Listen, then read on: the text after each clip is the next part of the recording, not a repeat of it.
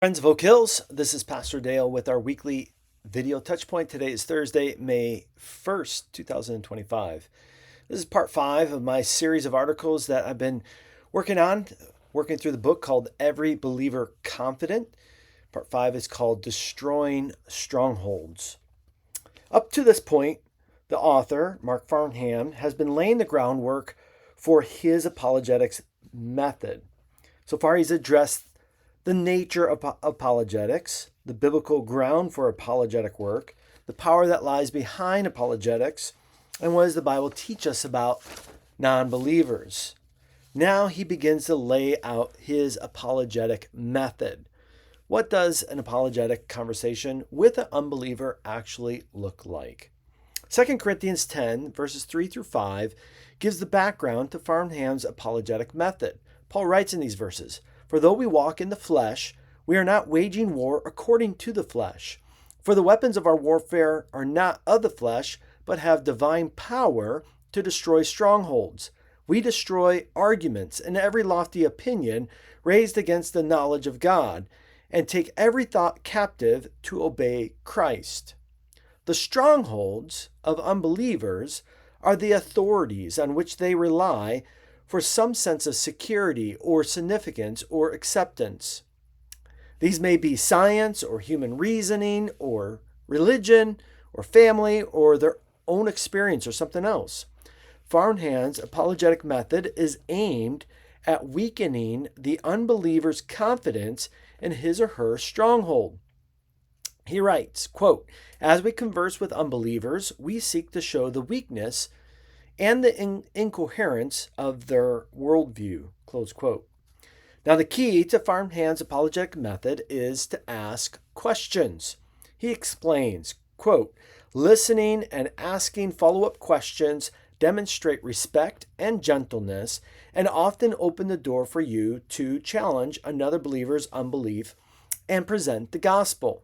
He continues, quote, "Rather than trying to have all the answers, we put the burden on unbelievers to justify their objections to the Christian faith by asking questions."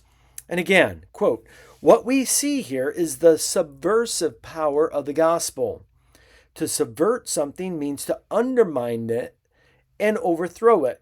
And the gospel destabilizes, disrupts, and sabotages belief systems that are constructed out of a suppression of the truth.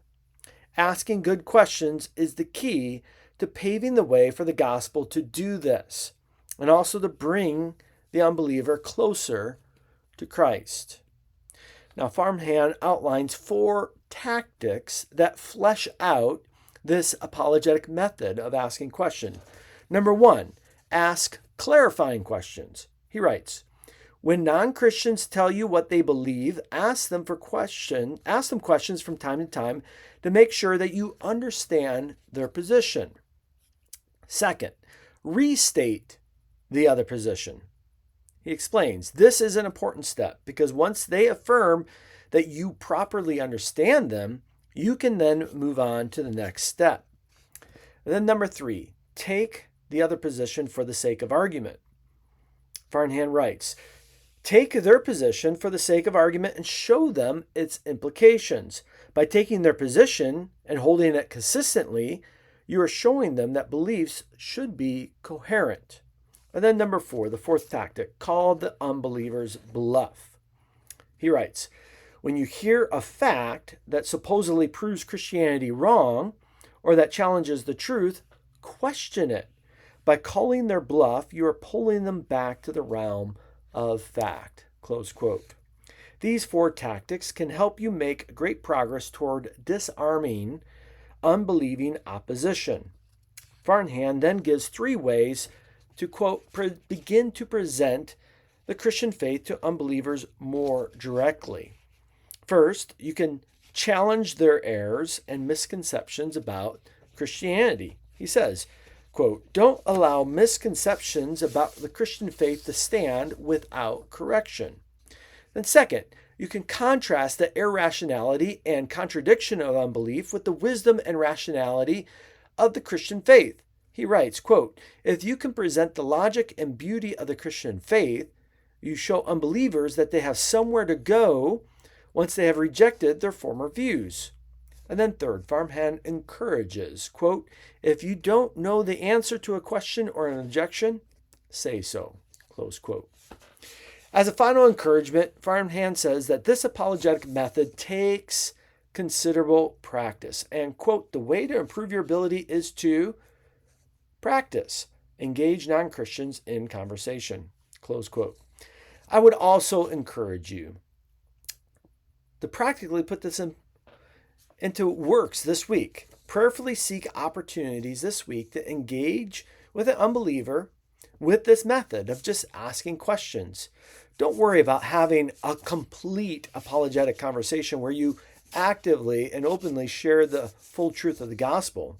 And don't get me wrong, that's a great thing if you could do that. But focus at this point on just asking clarifying questions of an unbeliever and seeing if you can understand the unbeliever's position. As we put this into practice, I pray that God would continue to equip us and continue to work through us to tear down those strongholds, those oppositional beliefs, and see people drawn to Christ. A few highlights to draw your attention to. I want to encourage you to be praying with us as a church. 2 opportunities.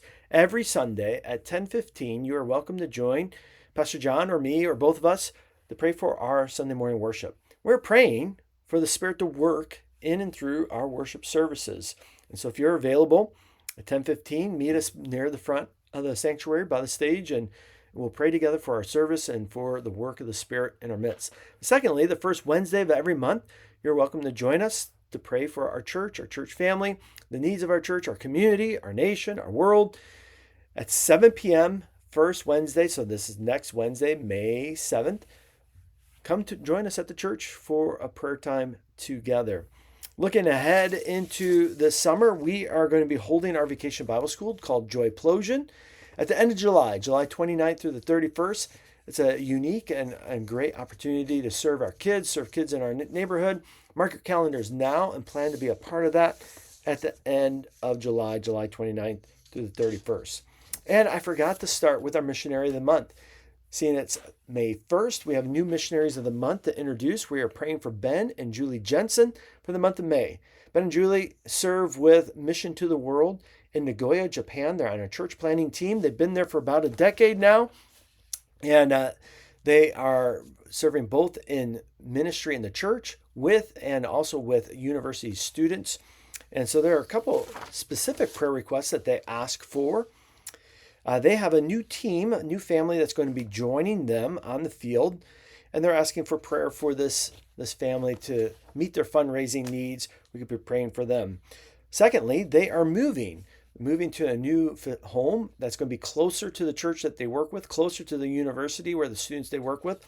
So just pray for strength and the grace in that move as they make that adjustment there for them. And then they have short-term teams and interns that are going to be coming and working with them over the summer. And so we want to be praying for those ministry opportunities. Pray that God would use this experience and exposure to draw hearts into the missionary work there in Japan, and that God would bless their efforts in their ministry there.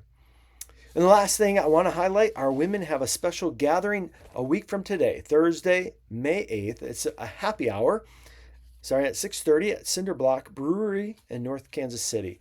There's more details in the printed Touchpoint. It's a great opportunity for our women to get connected. And Emily Buck is leading an opportunity with the other women's ministry leaders, Pamela and Alexa, for a woman-to-woman discipleship opportunity over the summer. Check your emails, and we would encourage our women to be involved with that. Well, thanks for joining me today for our Touchpoint. I look forward to being with you soon. God bless.